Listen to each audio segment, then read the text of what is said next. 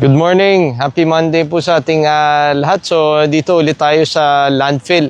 So, unang-una, nakonekta na po yung kalye po. Pinakita po natin na kahapon.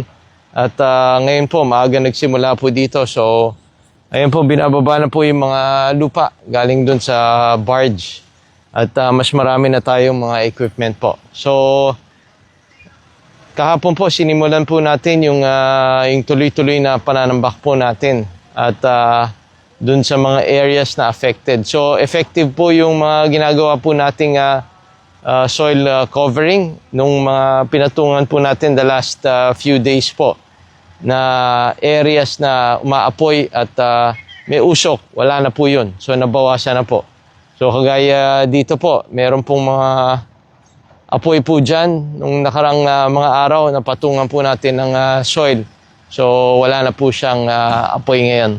So, mas marami tayong equipment, mas maraming lupa. So, hopefully, mas mabilis natin masasara yung iba-ibang sectors. Yun na nga, medyo malaki yung area.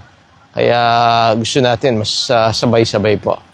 Okay, so mag-update na lang po tayo. At yung air quality po natin, bagamat medyo gumanda, dahil hindi na dun sa critical, syempre mas maganda pa rin mag-mask po tayo kung lalabas po tayo. So, doon na po tayo sa safe side po.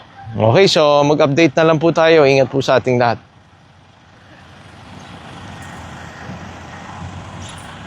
So, yan po,